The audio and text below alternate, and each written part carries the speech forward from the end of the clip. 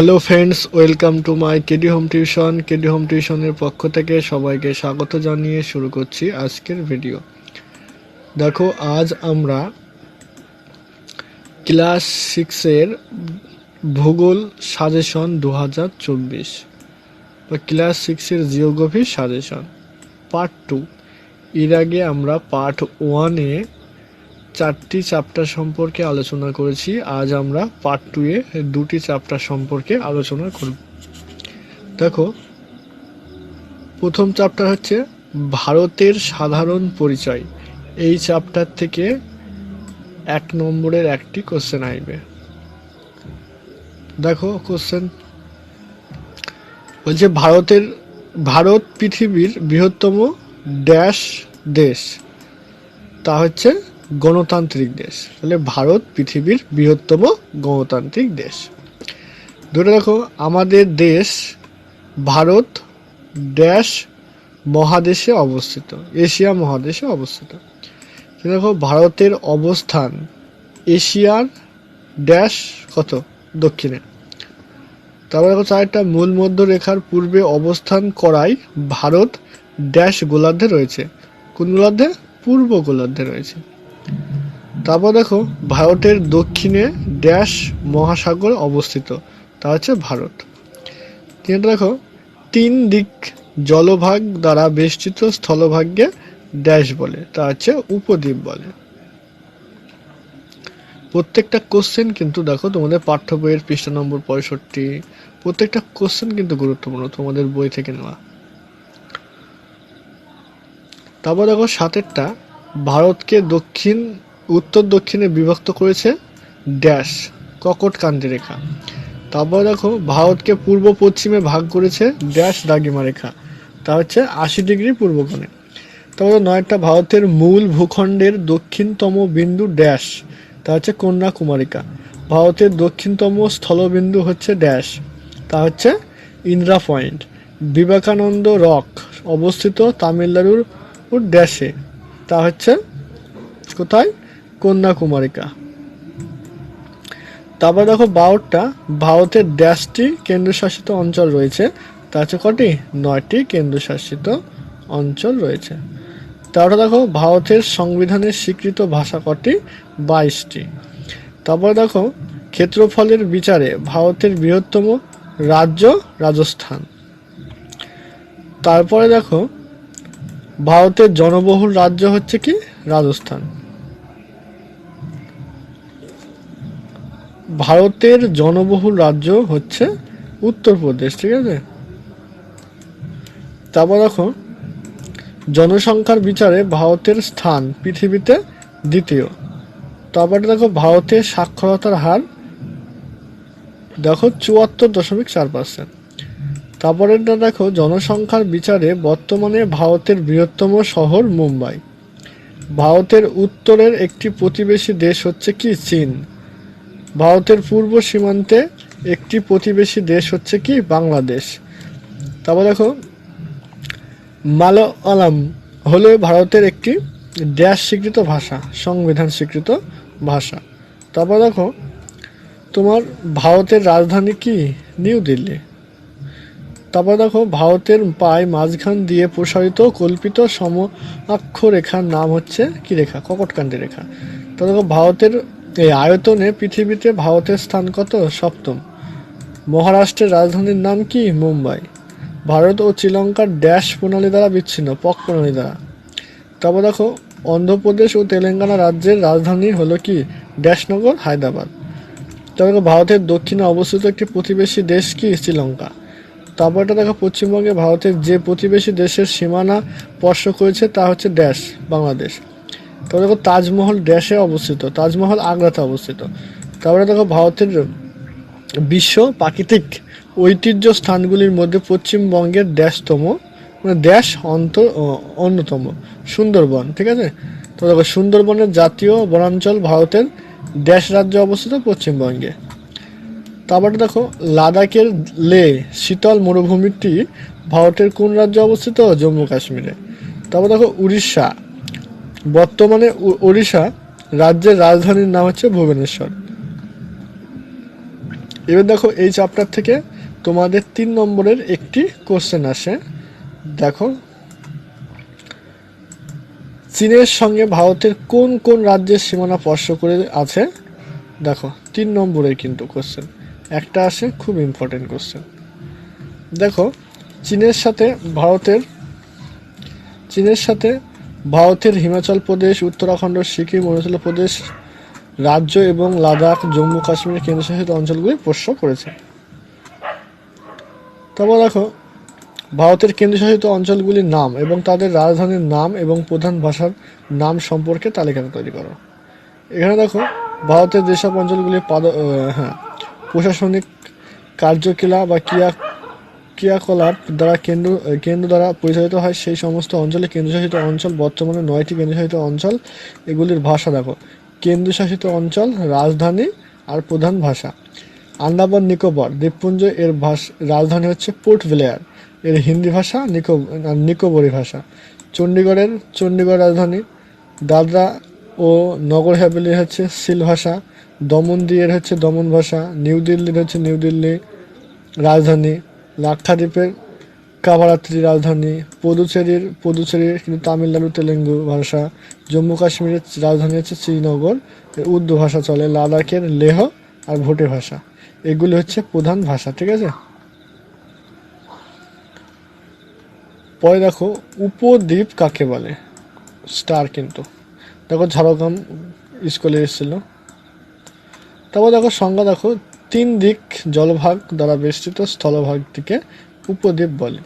উদাহরণ যেমন ভারতের দক্ষিণ দিকে উপদ্বীপীয় ভূখণ্ডের উদাহরণ। তারপর দেখো, কর্কটক্রান্তি রেখা ভারতের কোন কোন রাজ্যের উপর দিয়ে গেছে? কর্কটক্রান্তি রেখা। তারপর দেখো, ভারতের গুজরাট, রাজস্থান, মধ্যপ্রদেশ, ছত্তিশগড়, ঝাড়খণ্ড, পশ্চিমবঙ্গ, ত্রিপুরা, মিজোরাম রাজ্যের উপর দিয়ে কর্কটক্রান্তি রেখা বিস্তৃত হয়েছে। ভারতের সীমানা উল্লেখ করো।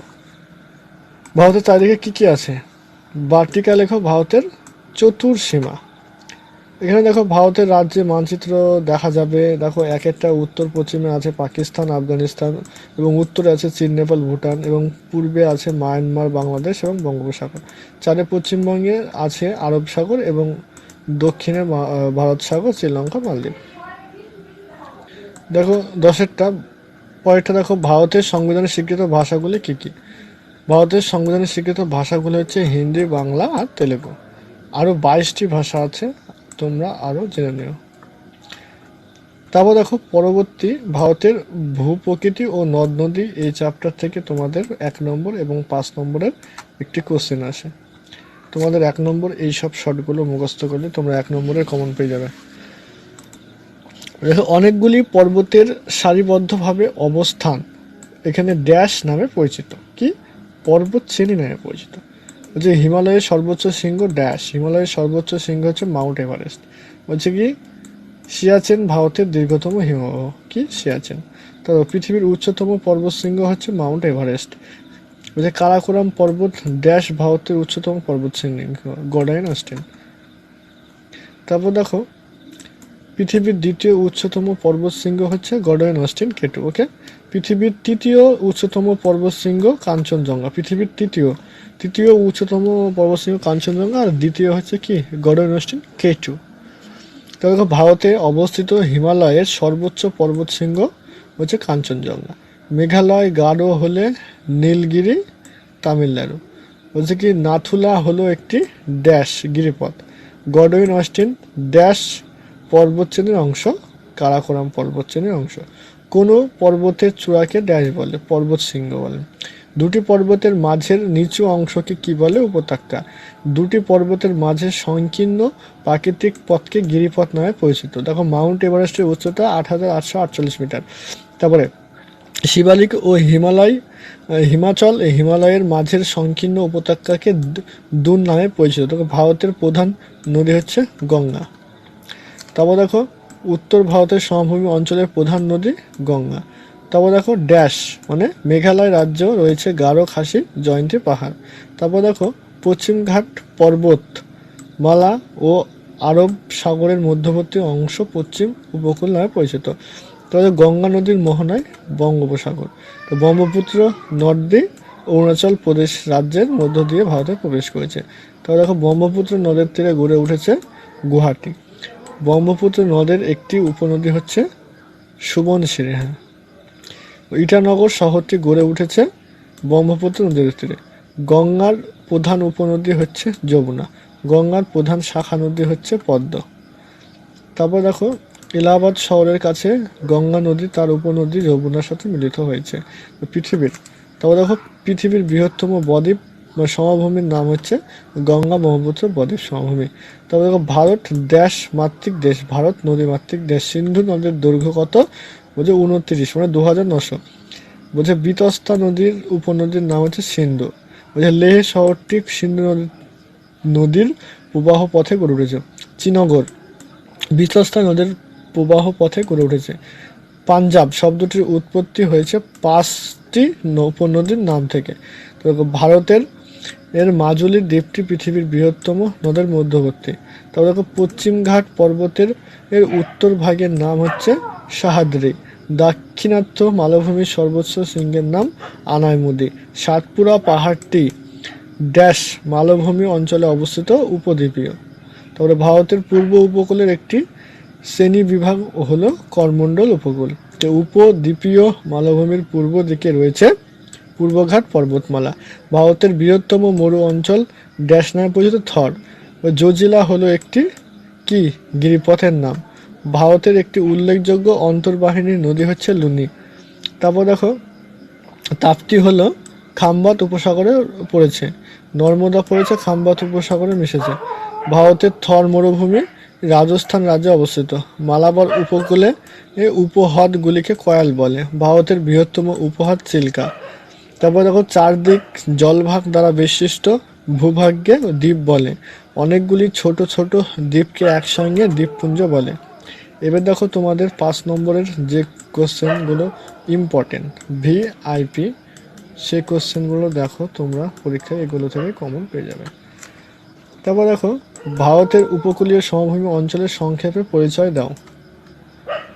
দেখো ভারতের দক্ষিণে উপদ্বীপীয় মালভূমি, পশ্চিমে রয়েছে আরব সাগর, পূর্বে রয়েছে বঙ্গোপসাগর। এই দুই সাগরের তীর বরাবর ভারতের উপকূলীয় সমভূমি অঞ্চলগুলো অবস্থান করেছে। পশ্চিমঘাট পর্বতমালার আরব সাগরের মধ্যবর্তী অংশ উপকূলে এবং পূর্বঘাট পর্বতমালা ও বঙ্গোপসাগরের মধ্যবর্তী অংশে পূর্ব নামে ভারতের পশ্চিম উপকূলে কঙ্কন উপকূল ও মালাবার।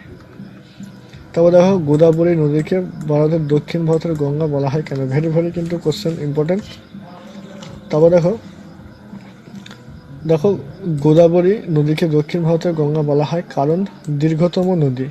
ঠিক আছে, উত্তর ভারতের তথা ভারতের দীর্ঘতম নদী গঙ্গা। গঙ্গার দৈর্ঘ্য 25 মানে 25,000 মানে 2525 কিমি। ওকে, তেমনি দক্ষিণ ভারতের দীর্ঘতম নদী গোদাবরী, এর দৈর্ঘ্য হচ্ছে কি 1465 কিমি। পবিত্র নদী উত্তর ভারতের গঙ্গা নদী পবিত্র নদী হিসেবে পরিচিত, তেমনি দক্ষিণ ভারতের গোদাবরী নদী পবিত্র নদী হিসাবে পরিচিত। এই কারণে গোদাবরীকে দক্ষিণ ভারতের গঙ্গা নদী বলা হয়। তারপরটা দেখো ভারতকে নদীমাতৃক দেশ বলা হয় কেন? Very very important question. দেখো কারণ সারা ভারতবর্ষ জুড়ে ছোট বড় অসংখ্য নদ নদীর জালের মতো প্রবাহিত হয়েছে। এই সব নদী ভারতবাসীদের জনজীবনে, কৃষিকাজ, শিল্প, যাতায়াত ব্যবস্থা, ব্যবসা বাণিজ্য, জলবিদ্যুৎ উৎপাদনে ইত্যাদি কাজের গুরুত্বপূর্ণ ভূমিকা গ্রহণ করে। মা যেমন তার সন্তানদের স্নেহভাবে লালন পালন করে, তেমনি এই নদীগুলো তার স্নেহ ও ধারা দিয়ে ভারতবাসীদের সন্তানের মতো লালন পালন করে চলেছে। তাই ভারতবাসীকে নদীমাতৃক দেশ বলা হয়। তারপর দেখো ভারতের উপকূলীয় মালভূমি অঞ্চলের ভূপ্রাকৃতিক বৈশিষ্ট্যের বিবরণ দাও। এখানে দেখো তোমাদের ভারতের উত্তর সমভূমি অঞ্চলে উপদ্বীপের মালভূমি অবস্থান করেছে। এখানে উপদ্বীপ মালভূমি অঞ্চলগুলিকে ভূপ্রাকৃতিক বৈশিষ্ট্য বলা হয়। তো দেখো এখানে পয়েন্ট করা আছে আকৃতি, সীমা, উচ্চতা, ঢাল আর বিভাগ। ঠিক আছে, এখানে উপদ্বীপীয় মালভূমি অঞ্চলের ম্যাপ দেওয়া আছে।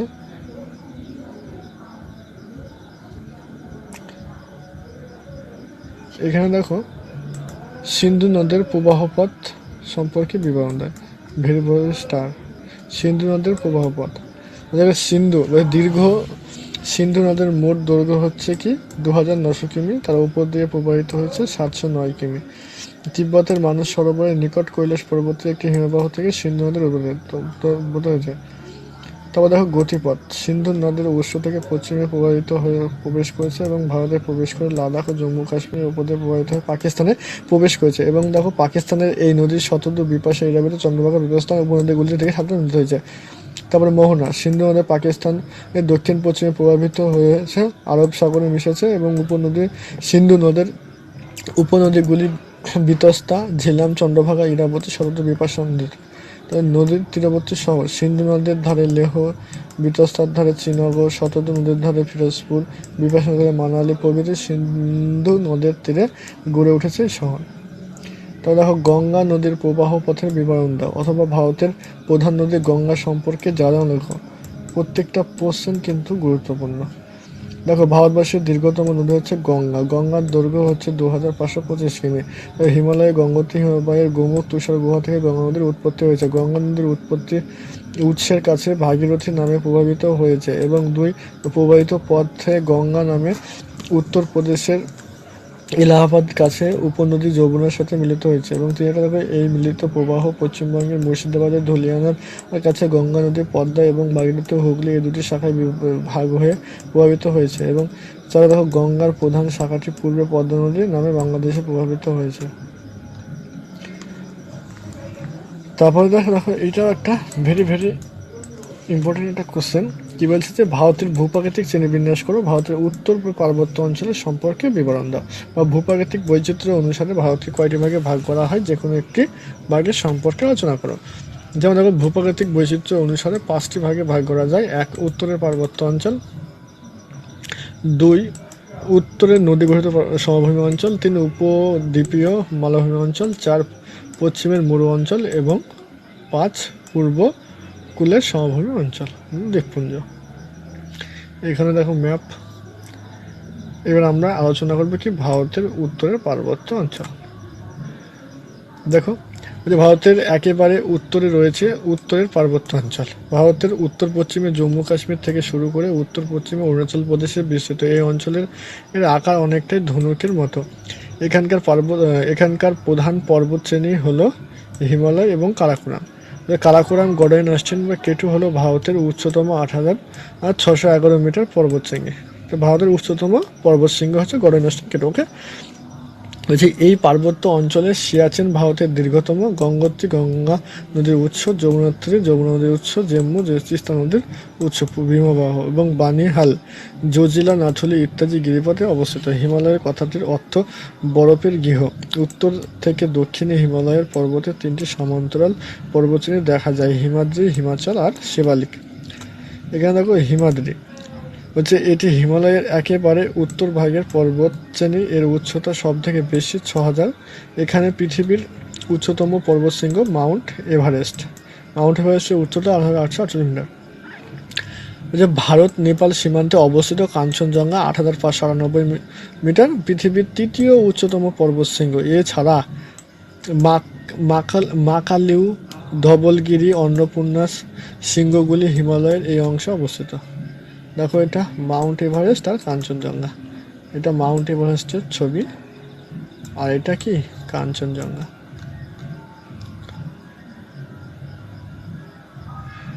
দেখো হিমাচল হচ্ছে হিমাদ্রির দক্ষিণে হিমাচল পর্বতশ্রেণী অবস্থিত। এর উচ্চতা কত? 3000 থেকে 4500 মিটার। জম্মু ও কাশ্মীর রাজ্যের পীরপাঞ্জাল আর হিমাচল প্রদেশের ধোলাবিরা পর্বতে লক্ষ্য করা যায়। বিখ্যাত কাশ্মীর উপত্যকা হিমাদ্রির পীরপাঞ্জালে অবস্থিত। হিমাচল প্রদেশের বিখ্যাত পর্যটন কেন্দ্রগুলি হলো মানালি, সিমলা, মসুরি, নৈতাল, দার্জিলিং, পশ্চিমবঙ্গ ইত্যাদি। শিবালিকা হিমালয়ের একেবারে দক্ষিণ প্রসারিত স্বল্প উচ্চ ও তার পর্বতশ্রেণী হলো শিবালিক। এর গড় উচ্চতা 600 থেকে 1500। তারপর দেখো 1500 মিটার। তাই হিমাচল ও শিবালিক পর্বতশ্রেণীর এর মাঝের সংকীর্ণ উপত্যকাকে দুন বলা হয়, যেমন দেরাদুন। শিবালিকের পাদদেশে যে স্যাঁতসেঁতে ঘন অরণ্য ও বৃত্ত অঞ্চল দেখা যায় তা হচ্ছে তরাই অঞ্চল নামে পরিচিত। ভারতের পূর্ব সীমান্ত বরাবর পাটকই, ঝুম আর নাগাল্যান্ড পর্বতে অবস্থিত। তবে মেঘালয় রাজ্য গারো, খাসি ও জয়ন্তিয়া পাহাড় রয়েছে।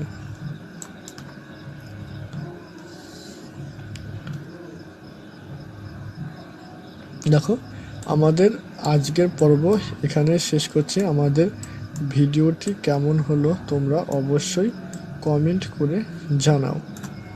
আমাদের এই রকম চ্যাপ্টার ওয়াইজ ভিডিও প্রতিনিয়ত আপডেট করা হবে। যারা আমাদের চ্যানেলটিতে নতুন তারা আমাদের চ্যানেলটি সাবস্ক্রাইব করো এবং বন্ধুদের কাছে বেশি বেশি করে শেয়ার করো, এবং যদি তোমাদের কোন বিষয়ে সাজেশন লাগবে তোমরা তা কমেন্ট করে বলতে পারো। আজকের ভিডিও আমরা এখানে শেষ করছি। Good bye.